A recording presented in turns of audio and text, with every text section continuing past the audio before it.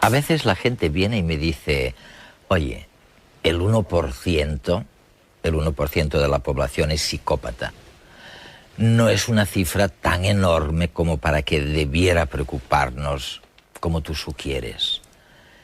Y sin embargo, yo les tengo que responder enseguida que este 1% en realidad se transforma en el 15% de la población reclusa simplemente porque los psicópatas cometen más delitos y más variados que el resto de los reclusos.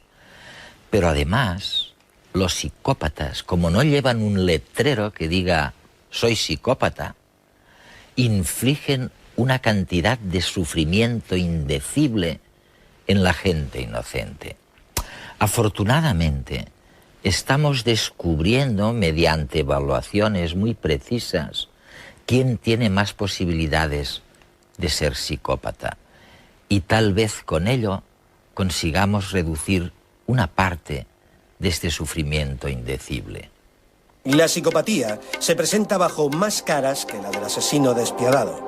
Los psicópatas tienen formas más sutiles de hacer daño que la agresión física. Muchos de ellos llevan trajes impecables, conducen coches de lujo y ocupan puestos de responsabilidad. Tu jefe podría ser uno de ellos. Robert Hart vuelve a redes para hablarnos de peligros que muchas veces preferimos no ver. Bueno, la gente dice que un 1% no es demasiado.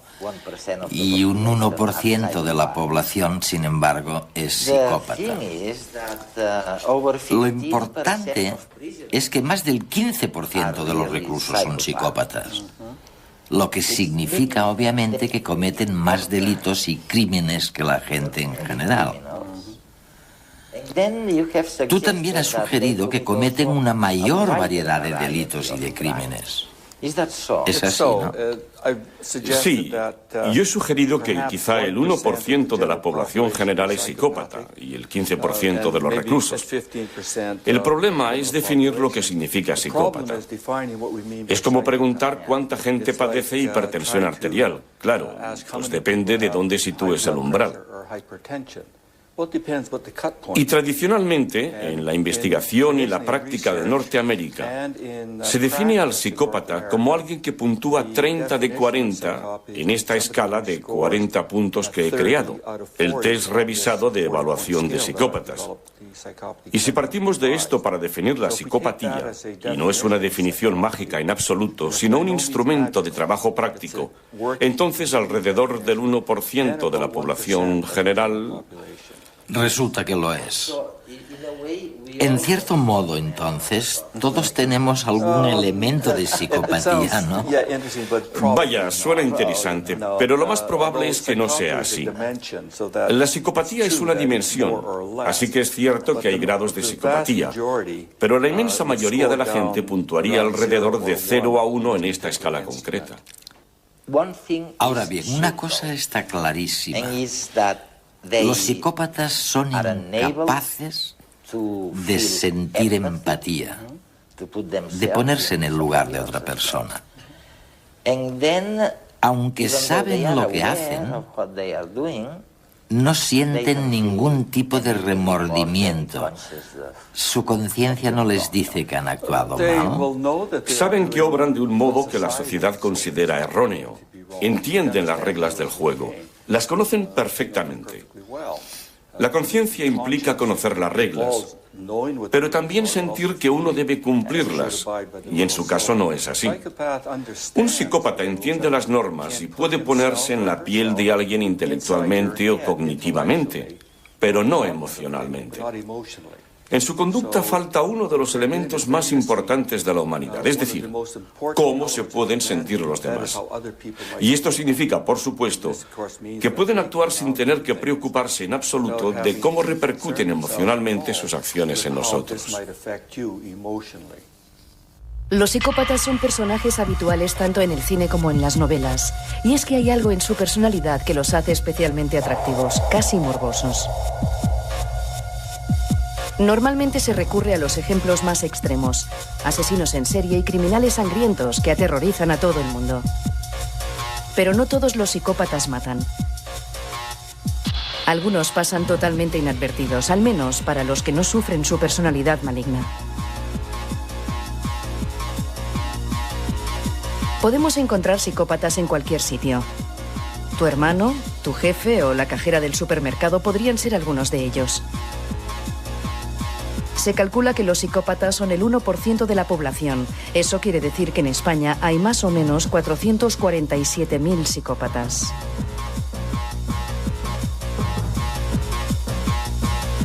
A pesar de ser un porcentaje pequeño, puede llegar a influir muchísimo en el resto de la sociedad. Solo hay que fijarse en los grandes fraudes financieros que han arruinado a miles de personas. Detrás hay una mente psicópata. Alguien a quien no le importa dejar a familias enteras en la bancarrota.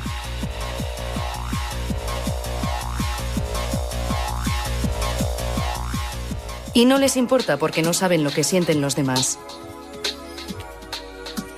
Los psicópatas no tienen empatía.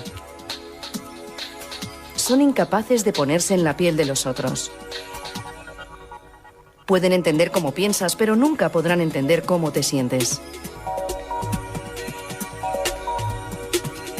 Tampoco tienen conciencia, ni miedo, ni remordimientos. 3 características ideales para ser un buen embustero.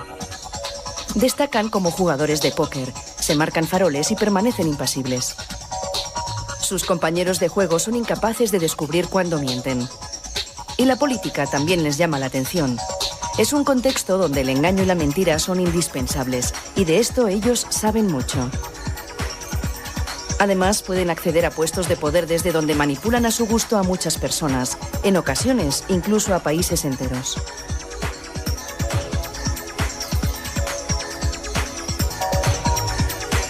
Y a pesar de conseguir sus objetivos, los psicópatas no se dan por satisfechos.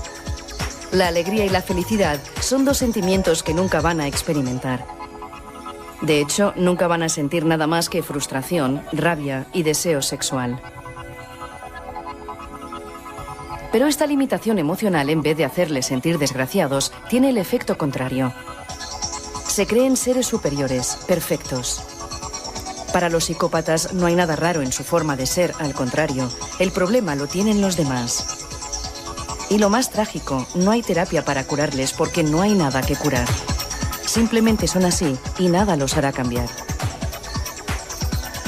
¿Por qué? ¿Por qué los psicópatas suelen ser normalmente mentirosos, violentos y encantadores? Veamos, sin duda son mentirosos y muchos parecen encantadores. No todos tienen necesariamente conductas violentas. Para que nos entendamos, el psicópata tiene un repertorio de conductas muy amplio. Puede actuar, desempeñar muchos papeles. Si ser encantador funciona, pues lo es. Si no funciona, quizá te amenace o intente intimidarte. Si tampoco funciona, entonces recurrirá a la violencia. La clave es que todas sus acciones tienen un componente depredador. Es como cuando un gato persigue a un ratón. Al gato no le importan en absoluto los sentimientos de su presa. No entran en su conciencia, ¿sabes? Este es el enorme problema de los psicópatas. La cantidad de sufrimiento que pueden infligir a la gente que no es consciente a lo mejor de que su jefe o su mujer o su marido es un psicópata. Exacto. Si pensamos en nosotros como en un ratón y en el psicópata como en un gato, esto explica muchas cosas. Y podemos preguntarnos, ¿es que no se dan cuenta del dolor que están provocando a los demás? No solamente han lastimado físicamente a alguien, además han acabado con los ahorros de toda su vida, con su pensión. ¿Es que no entienden que está mal? Pero somos nosotros los que no entendemos que este tipo de personas no piensan ni sienten como nosotros. Y hasta que no comprendamos que tienen una manera distinta de ver el mundo humano, estaremos condenados a ser sus víctimas. Dices que son depredadores. Depredadores sociales sería una buena manera de expresarlo. Pero también explica hasta cierto punto dónde podemos encontrarlos. Los psicópatas están donde quiera que haya una oportunidad de algún tipo. Si alguien nace y se cría en una familia que valora las actitudes delictivas, hurta y roba y hace cosas malas, un psicópata será un buen alumno. Aprende muy rápido y probablemente acabe en la cárcel. Si naces en una familia distinta, una familia de abogados, médicos, sabes cómo vestir, cómo hablar, vas a las mejores escuelas y a la vez tienes esos rasgos de la personalidad, es decir, mientes fácilmente, engañas, no te importan los demás. Hablas muy bien. Bueno, entonces probablemente acabes en otro sitio. Podría ser la política o el derecho. Podría ser cualquier profesión en la que gracias a tu posición puedas ejercer poder y controlar a los demás. ¿José era un psicópata? No, nunca lo hubiera dicho. ¿José un psicópata? José, pero sí. Un tío encantador, ¿no? Los psicópatas consiguen engañar a casi todo el mundo. Son conversadores amenos y divertidos, con respuestas rápidas e inteligentes. Su fachada es impecable, pero por dentro están vacíos. Solo se relacionan por puro interés. Son como actores que interpretan un papel, el papel de su propia vida. Al principio me caía bien. Francamente bien, la verdad. Era un tío pues, que contaba historias. Pero conforme pasaba el tiempo, la verdad es que me empezó a parecer superficial. Casi lo dices sí que era un poco raro. Había algo en los ojos. Era como si no mostrara ninguna emoción. Como si tuviera una máscara. Eso sí, siempre iba impecable. Las camisas perfectamente planchadas, de ropa de calidad. Siempre iba con ropa italiana. Los psicópatas tienen una necesidad de autogratificación desmesurada. Para satisfacerla se sirven de todos los que tienen a su alrededor. Y saben que con una buena apariencia es más fácil conseguir lo que quieren.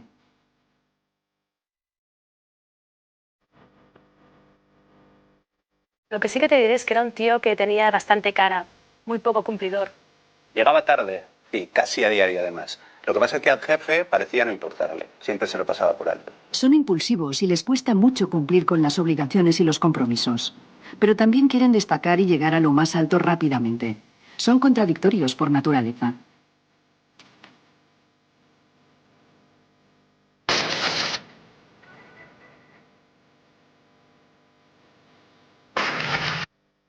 Siempre intentaba destacar, siempre intentaba tirar para arriba, ¿no? Y no le importaba cómo. A mí me tenía amargada. Siempre pedía los informes a última hora y larguísimos. Y luego se colgaba en las medallas. Los psicópatas identifican a los más vulnerables y se aprovechan de ellos. Ven a las personas como simples objetos que les pueden beneficiar y no sienten ningún remordimiento.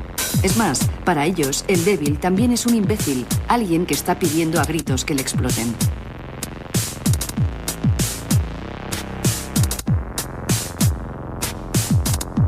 Me acuerdo que incluso un día se metió en un lío gordo, porque alguien, no sé quién, recuerdo que dijo que le había robado una idea. No sé muy bien qué pasó, no me acuerdo muy bien, pero al chico lo echaron. Y José se quedó. Mienten y manipulan de manera natural. Además, son completamente ajenos a la posibilidad de que les descubran. Y aunque les pillen, no se avergüenzan ni se muestran perplejos. Simplemente cambiarán la historia para que sea consistente con la mentira. Viven al día, sin pensar en las consecuencias de sus actos. El futuro no les preocupa demasiado.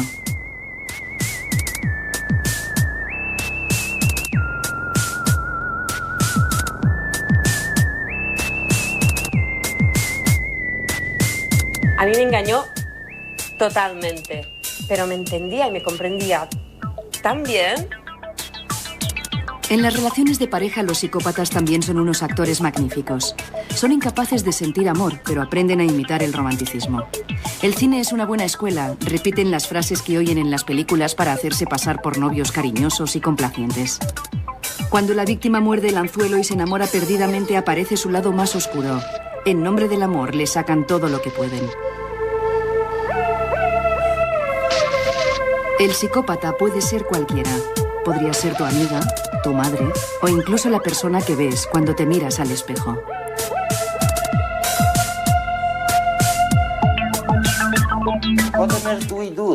Oye, entonces, ¿qué caray podemos hacer? ¿Cómo sabemos que nos enfrentamos a alguien que supone una amenaza personal? Pues bien, normalmente no sabes que te enfrentas a un psicópata, pero sí que tienes un problema grave. Por ejemplo, Una mujer cuyo marido la maltrata se va con otras, no se ocupa de la familia. Sabe que hay algo que no funciona nada bien.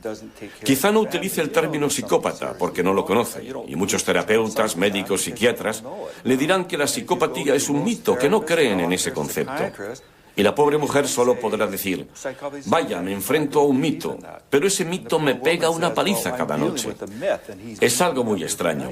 Lo único que podemos hacer, me parece, es informar al público de que hay individuos así y que funcionan de esta manera, y tal vez podamos hacer algo para evitar que hagan daño. Está claro, está claro. Pero el problema es grave, porque por lo general la víctima no tiene manera de resolverlo. La policía muchas veces no ayuda, los terapeutas tampoco. A veces los amigos creen que es la mujer la que tiene el problema. O si la psicópata es la mujer, creen que el problema es el hombre.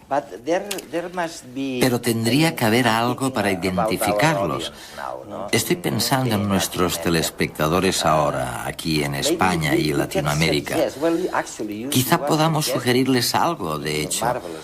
Tú los sugieres en tu maravilloso libro, Serpientes con trajes. Dices que hay algunos elementos antisociales, afectivos, personales o del estilo de vida que están claramente marcados. Por ejemplo, en la esfera interpersonal, ¿qué crees? ¿Son superficiales, grandilocuentes, modestos? Pueden ser todas estas cosas en momentos diferentes. Hay que pensar en ellos como si actuaran sobre un escenario. Adoptarán el personaje que más les convenga para la situación. Los que lo analicen con detenimiento verán que esa actuación no es demasiado buena, sino puro juego sucio. Pero la gran mayoría no tendrá el tiempo o la energía para ir más allá de la fachada. Creerá que la persona es lo que aparenta. Habla muy bien, te dirá que tiene mucho dinero, que hará cosas fantásticas por ti. Y por supuesto nunca sucede. Pero no solemos ahondar tras la superficie. Es como si el fondo fuera menos importante que la forma. Los políticos son expertos en eso. Más de una vez me he planteado qué pasaría si un político dijera la verdad y solamente la verdad e intentara que le eligieran de ese modo. Cosa difícil. Sí, sería muy difícil. Además, creo que en la política y en el póker hay que mentir, engañar, es parte del juego. No estoy diciendo ni mucho menos que todos los políticos sean psicópatas. Pero si yo fuera un psicópata, si tuviera todas las habilidades sociales necesarias, supiera qué hay que hacer, quizá lo intentaría con la política, porque las oportunidades están ahí. Sería genial. Y de paso, con el estilo de vida, ¿qué pasa? ¿Resulta también muy variable? ¿Tienen los psicópatas un estilo de vida especial? El estilo de vida de la mayoría de los psicópatas consiste en buscar nuevas oportunidades, nuevas sensaciones. Buscan estímulos, se aburren con mucha facilidad. Por eso, normalmente no trabajan en el mismo sitio durante demasiado tiempo. No se pasan muchos años en una pequeña empresa con el objetivo de llegar a dirigirla. Lo que hacen es buscar otras oportunidades en lugares más grandes en los que saciar sus ansias. Tienden a ser bastante impulsivos, pero de una manera controlada. Cambian de trabajo rápidamente. No necesariamente se lían a puñetazos, aunque podrían hacerlo, pero normalmente no lo hacen. Buscan nuevas cosas por hacer. Y no es lo mismo que con los paracaidistas o los escaladores que asumen muchos riesgos. Exacto. Esta gente lo ha planeado todo. Sabe cuáles son los riesgos y ha decidido que lo que les toca es asumir el riesgo e intentar superarlo. Los psicópatas lo hacen de una manera natural, asumen riesgos, pero por lo general lo hacen a costa de otra persona. Si él pierde, tú pagas por ello. Y, por supuesto, son antisociales. Bueno, antisociales en el sentido de que no se acogen a las reglas de la sociedad. Mucha parte de su conducta podría considerarse legal, y a menudo lo es, porque saben operar dentro de los límites de la ley. Pero donde mejor se mueven es allá donde los límites son flexibles. Pensemos en una organización de nueva creación, o en la desintegración de la Unión Soviética cuando sobrevino el caos. ¿Qué pasó entonces? O pensemos en la antigua Yugoslavia, cuando todo se viene abajo, cuando las antiguas reglas dejan de ser aplicables. Entonces, moviéndose con agilidad en el escenario, sintiéndose en su salsa, tendremos a un psicópata aprovechándose de la situación. Lo mismo pasa con las empresas. Si impera el caos y las reglas son poco claras, flexibles, el psicópata saldrá adelante extremadamente bien.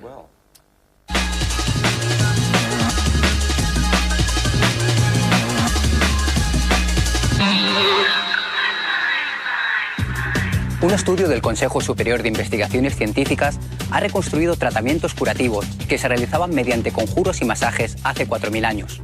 Los textos se han recuperado a partir de tablillas de arcilla de la antigua Mesopotamia. Según la investigación, los exorcistas de la época recitaban sus conjuros mientras practicaban los masajes vestidos con un disfraz de pez, símbolo del dios de la magia. Algunos de estos relatos proporcionaban al paciente una explicación de su enfermedad para que comprendieran el porqué de su sufrimiento. En otros, el exorcista amenazaba con hechizos a los demonios causantes de la enfermedad para expulsarlos del cuerpo del paciente. Los textos médicos se han encontrado en bibliotecas y archivos de ciudades de la antigua Mesopotamia. En ellos se explicaba que el masaje se realizaba con aceite de plantas aromáticas y medicinales. Servía, entre otros, para facilitar el parto sin dolor, combatir el agotamiento o remediar la parálisis en algún miembro. Científicos de Estados Unidos y Canadá han descrito los efectos de la pesca de grandes tiburones en la costa este del país.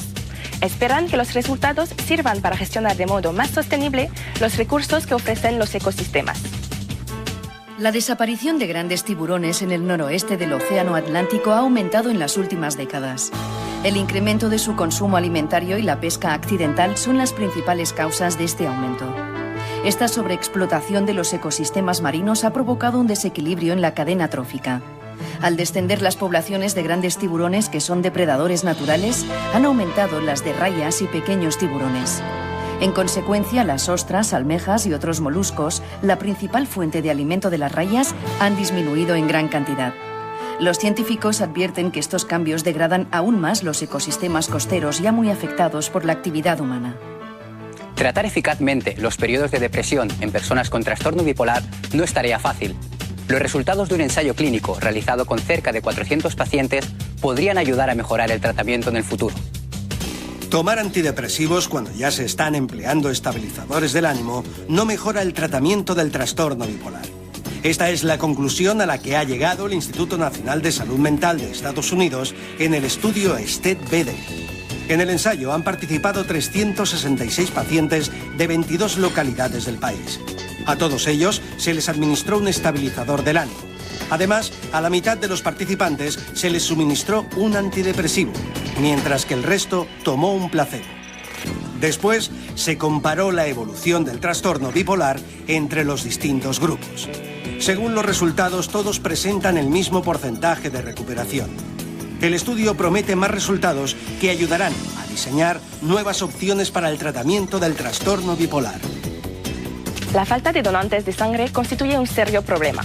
Por otra parte, las transfusiones entre grupos incompatibles pueden desencadenar graves enfermedades e incluso la muerte. Estas limitaciones podrían solventarse gracias al hallazgo de un equipo danés. Los grupos sanguíneos A, B, AB y 0 se deben a la presencia de proteínas concretas en la membrana de los glóbulos rojos. Los individuos con grupo A tienen en sus células la proteína A, mientras que las personas tipo 0 no tienen ninguna proteína en la superficie de sus glóbulos rojos.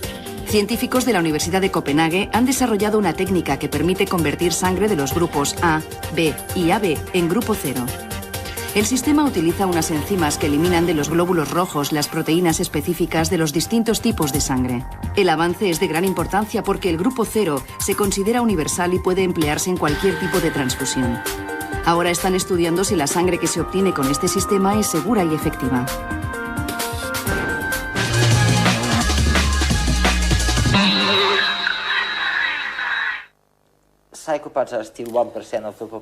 Bueno, hemos dicho todo eso y los psicópatas siguen siendo el 1% de la población. Pero este trastorno, o lo que quiera que sea, ¿es una enfermedad mental o no lo es? No. En cualquier caso, sea lo que sea, no ha cambiado demasiado. Lo que ha cambiado Es el panorama desde los 90, con todas las empresas organizando o instaurando nuevas maneras de organizarse para buscar la máxima eficacia, reducir los costes de personal, ser más competitivos y avanzar a toda costa. Aparentemente muchas empresas han sido engañadas, increíblemente, y han incorporado a muchos psicópatas en su plantilla. Sí, de hecho, en muchos casos es el psicópata el que ha decidido quién debe marcharse. Increíble. Especialmente si una empresa absorbe a otra y el psicópata está allí y acaba en una posición de poder para decidir que hay que despedir a su antiguo jefe. ¿Y cómo sucumbieron a este engaño tantas empresas? Pues igual que todos nosotros. En realidad, un buen psicópata podría convencerme de que no le pasa nada malo, por lo menos a corto plazo. Si tuviera suficiente tiempo y energía para averiguar más sobre esa persona, quizá podría encontrar dónde está el problema. Pero en la mayoría de los casos las empresas no lo hacen. Los departamentos de recursos humanos no entrevistan adecuadamente a los trabajadores nuevos. Suelen confiar en la recomendación de otra empresa o... Van deprisa siempre. Sí, van con prisas. Y esa persona suena bien, parece que puede aportar algo valioso a la empresa. Ni siquiera comprobamos los currículos. Por desgracia, tenemos psicólogos y jefes de personal que utilizan test psicológicos para estudiar a la gente. Pero un psicópata puntuará normal. Estos tests no significan nada. Los psicópatas saben torearlos. ¿Cuál es la receta entonces? ¿Cómo pueden hacer una criba las empresas, digo, para evitar la manipulación? Bueno, lo primero, y esto se aplica a todas las empresas, pero no solamente al mundo empresarial. Todos nos casamos, hacemos amigos nuevos, etcétera, etcétera. Lo primero es comprobar las cosas. Si te compras un coche de segunda mano, irás con mucho cuidado. Serás consciente de que es muy probable que el vendedor te mienta y engañe. Hay que ser un poco cínicos y entender que las cosas no son en absoluto lo que aparentan. Hay que investigar. Si lo hiciéramos con nuestras relaciones personales o en los negocios, nos iría mucho mejor. Esto no significa que debamos contratar a un detective privado para analizar a cada trabajador nuevo, aunque en algunos casos no sería tan mala idea. Especialmente si existe la probabilidad de que esa persona llegue a un cargo de mucho poder dentro de la organización. Y pueda depredar. Sí, de hecho puede llegar a destruir a la empresa. Pero en algunos casos, una organización puede querer contar con un psicópata, porque sus actitudes, su personalidad y su conducta quizá encajen con la filosofía de la organización. En aquel momento. Sí, piensa por un momento en el crimen organizado, ese sería un ejemplo extremo. Pero hay muchas otras organizaciones en las que en un momento concreto, con un psicópata las cosas irían bien, todo encajaría. Sin embargo, al final la empresa acabará sufriendo, porque los intereses del psicópata no son los intereses de la empresa, sino los propios, el interés personal. Ferran Ramón Cortés ha escrito un libro en el que analiza cómo algunas personas utilizan a sus compañeros para su propio beneficio y compara los rumores que propagan con los virus biológicos.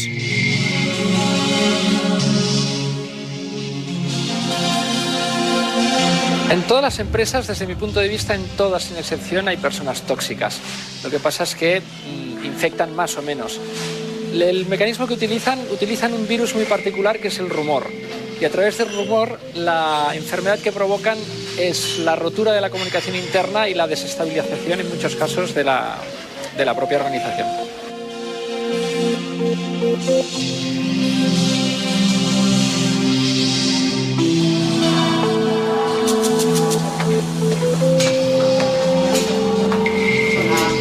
Hola.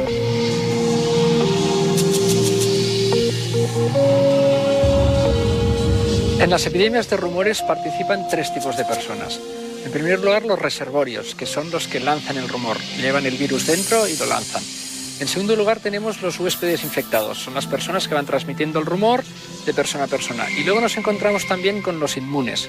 Esta gente son gente a la que llega la infección, pero no la transmiten, no se la hacen suya y son esenciales en las organizaciones para parar precisamente las epidemias.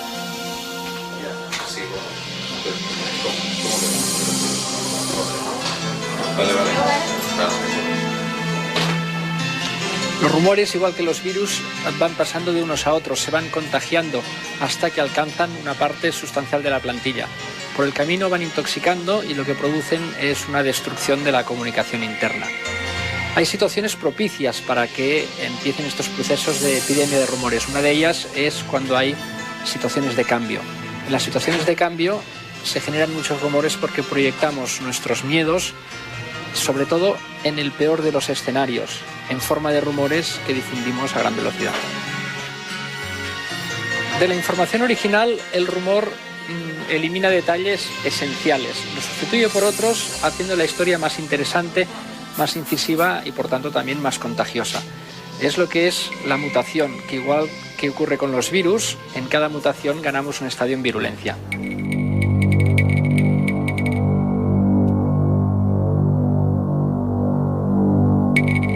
Las personas emocionalmente más expresivas son a la vez las personas que tienen mayor capacidad de contagio. En circunstancias normales son personas imprescindibles en las empresas porque ayudan a crear climas de compañerismo, ayudan a generar relaciones y ayudan a funcionar la compañía. Pero al mismo tiempo, infectadas por una cadena de rumores son también las más peligrosas.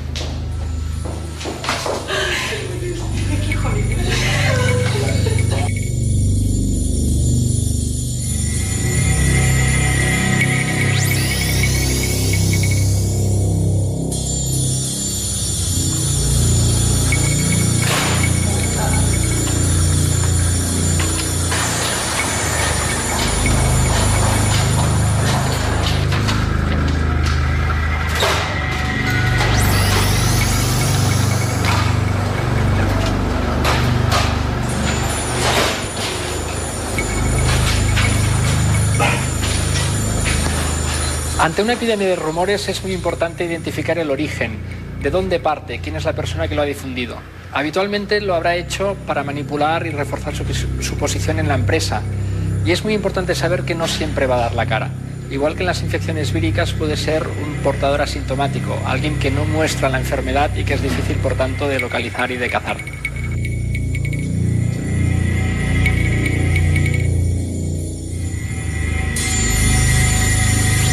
Al igual que en otras infecciones víricas, aquí también existe la posibilidad de tener una vacuna.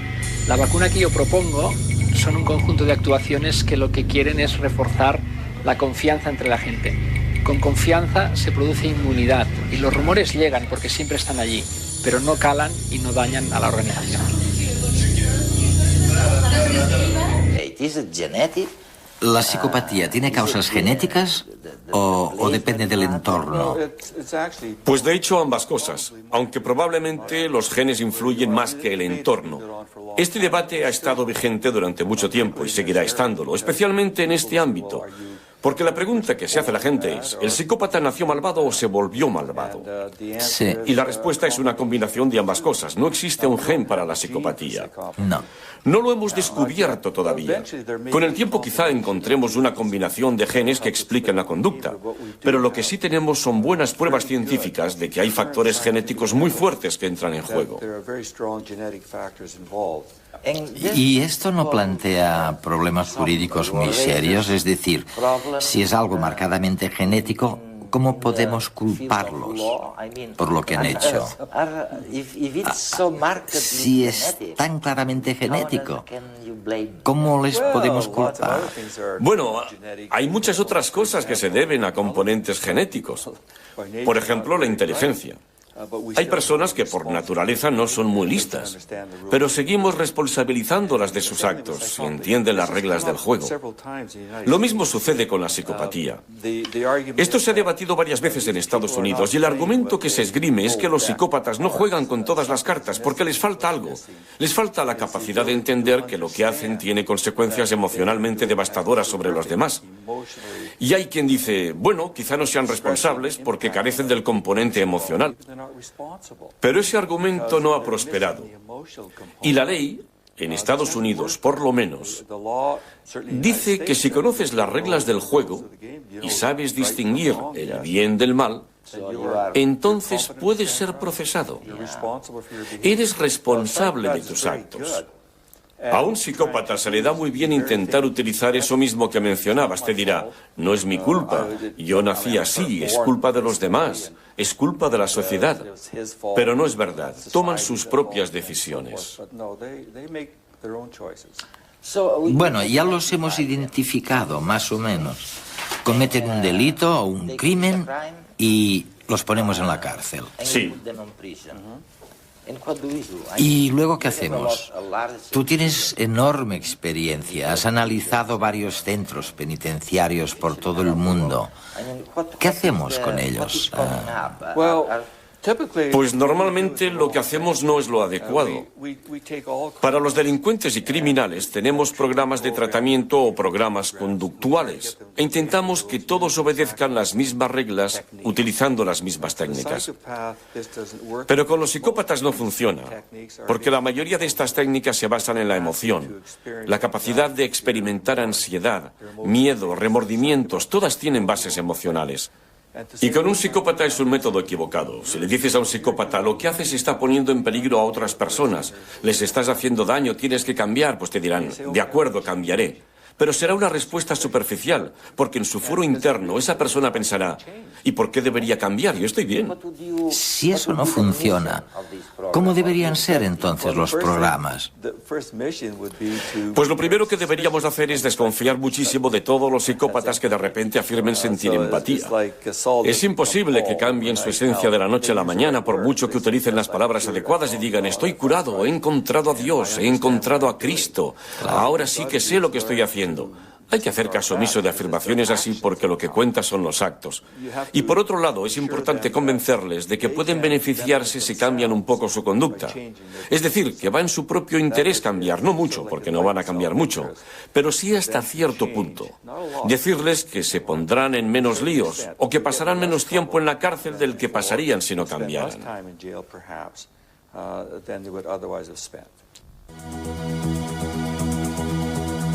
El psicólogo Robert Hare es el creador del examen psicológico más utilizado del momento para identificar a psicópatas, la escala Hare. En este método se evalúa si un individuo cumple algunos de los 20 criterios establecidos en la escala Hare. Estos criterios no son más que rasgos característicos de la personalidad psicopática. Algunos ejemplos de ellos son la falta de empatía, el encanto superficial o un egocentrismo extremo. Para llevarla a cabo, el paciente es sometido a un cuestionario estructurado. Es entonces cuando el evaluador concede para cada criterio 0, 1 o 2 puntos en función de si el paciente no lo cumple, lo hace parcialmente o lo cumple en su totalidad. Tras el test, el evaluado adquiere una puntuación final que varía de 0 a 40, considerándose psicópatas a los individuos con calificaciones superiores a 30.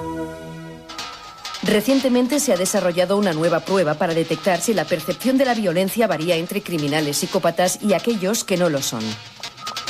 Su resultado ha sido un éxito y tan solo 10 minutos parecen suficientes para reconocer individuos con trastornos psicopáticos. Este examen sencillo obliga al evaluado a clasificar palabras en agradables, desagradables, violentas o pacíficas. Por ejemplo, ¿es la palabra sangre agradable o desagradable? Y matar, ¿se cataloga como violenta o pacífica?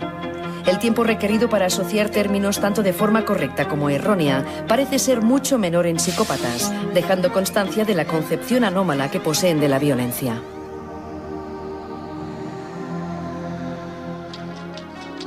Nuevas técnicas en el campo de la visualización cerebral como la resonancia magnética han permitido relacionar la conducta psicopática con defectos biológicos.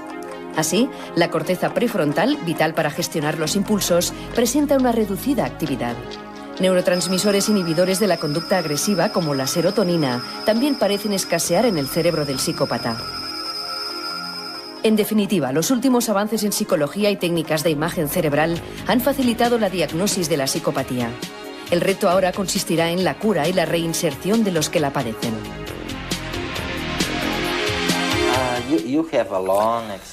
Cuentas con una larguísima experiencia, has trabajado muchísimos años en este campo. Y ya sé que es muy difícil responder a la pregunta que te voy a hacer, pero ¿crees que la cantidad de sufrimiento de la gente corriente a manos de esos instintos depredadores de los psicópatas ha aumentado con el tiempo? ¿O te imaginas que hace años era mucho peor? ¿En qué punto estamos? Ahora tenemos tu escala para medir. Hemos empezado a darnos cuenta de que son diferentes. ¿Está mejorando la situación? No sabes cuánto me gustaría saberlo. Todo funciona por ciclos. Si nos remontamos a la Baja Edad Media, cuando proliferaban las ciudades-estado, cada pueblo era un estado. Y eso a menudo entrañaba peleas, asesinatos, saqueos, violaciones constantes y, por supuesto, allí encajaba perfectamente el psicópata. De hecho, por aquel entonces el psicópata probablemente se consideraba un verdadero héroe. Era alguien que sacaba el trabajo adelante. Creo que lo mismo sucede ahora. Hay muchas situaciones en las que los psicópatas realmente pueden prosperar. Uno de los problemas que tenemos ahora es que, como sociedad, a través de las películas y la televisión, lo que hacemos en cierta medida es promover el estilo de vida psicópata. Estamos transmitiéndole a una nueva generación que así es como se hacen las cosas y que además es fantástico. Que es eficaz, ¿eh? Sí, en las películas y la televisión, el principal ingrediente es la violencia. Y se trata de violencia depredadora. Violencia a sangre fría, sin pasión. Se actúa contra los demás sin ningún tipo de preocupación por ellos, sin sentimientos de remordimiento o de culpabilidad. Y los niños lo ven. Los jóvenes lo ven. Y gran parte de este material se convierte en un modelo a imitar, un guión sobre cómo actuar. Tal vez les cueste comportarse así, pero con el tiempo aprenden. Déjame darte un ejemplo. En Estados Unidos, hace 9 o 10 años, hubo un periodo en el que los chavales jóvenes, de 14 o 13 años, solían reunirse en grupo y pegarle una paliza a otro chaval. Le pegaban patadas, le acosaban, le humillaban. En Canadá nunca había pasado nada similar, hasta que apareció en la televisión. Al cabo de 2 o 3 meses ya teníamos casos como ese. Casos de acoso escolar o bullying, ¿no? Acoso, palizas, humillaciones, se había convertido en un modelo para los niños. Por eso creo que lo que sucede ahora en nuestra sociedad es que el número de casos de la psicopatía tal vez no esté aumentando, aunque quizás sí, no estoy seguro. Pero sin embargo, a un psicópata le resulta mucho más fácil expresarse que antes, porque lo que antes se consideraba poco ético, inmoral o antisocial ahora se convierte en la norma. Pasa a estar bien. Todo se reduce a pensar ante todo en uno mismo.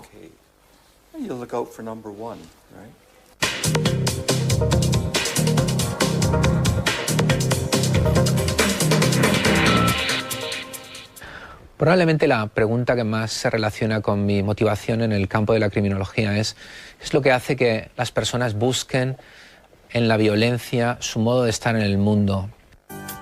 Vicente Garrido es uno de los mayores expertos en psicopatía de nuestro país. Sus investigaciones en la Universidad de Valencia van mucho más allá de los libros y se puede decir que ha mirado a más de un psicópata a los ojos. Hoy nos habla de qué hay en esas mentes. La palabra que he traído es humillación. Y es una palabra importante en este contexto del crimen y la psicopatía por 3 razones. Primero, porque se trata de un motivo profundamente humano, a diferencia de otras causas que promueven la agresividad y que la compartimos con los animales. El sentimiento de humillación requiere, por encima de todo, la conciencia de sí.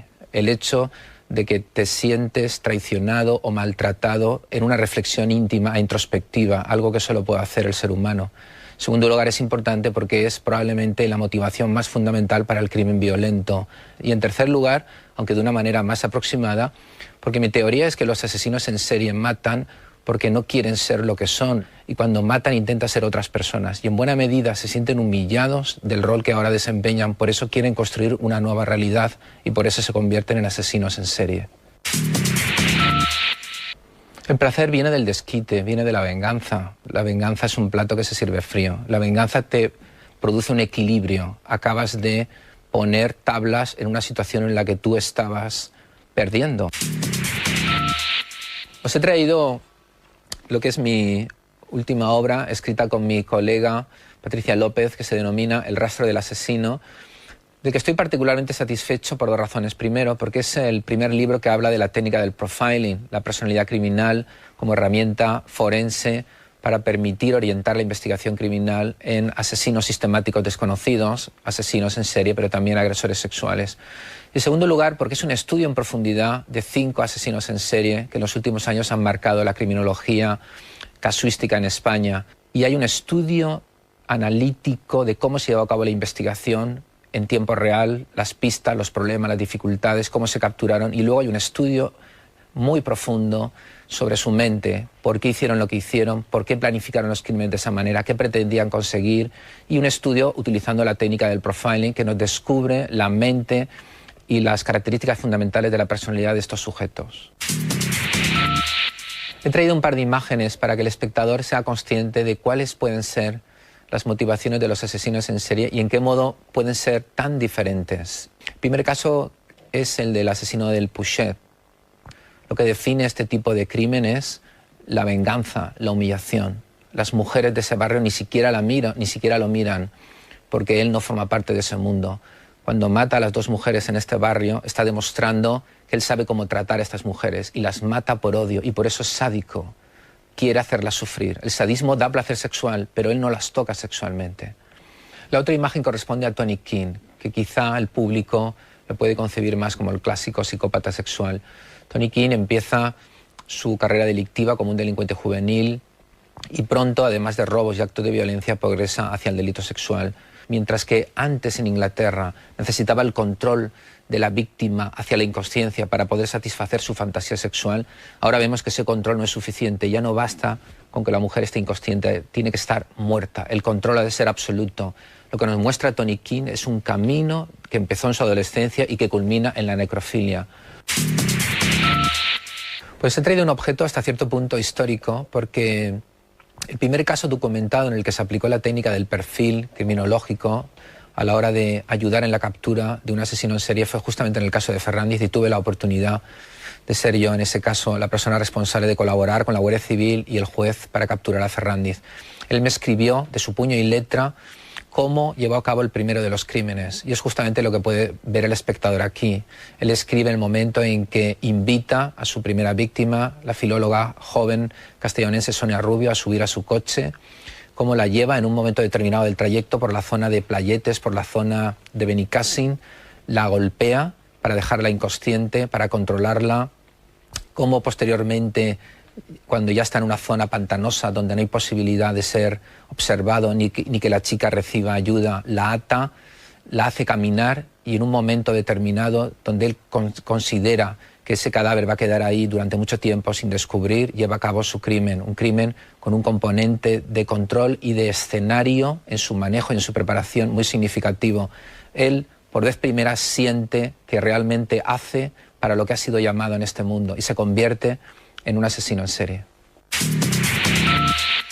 El lugar que he escogido es un poco peculiar. Estamos en la penitenciaría estatal de Florida, en Estados Unidos, 1985. En esa prisión de Florida y en esos años se produjo la primera introspección de un asesino en serie a cargo del padre del canon del asesino en serie moderno, que fue Ted Bundy. Es un hablar supuestamente de alguien que sintiera y pensara lo que él siente y piensa.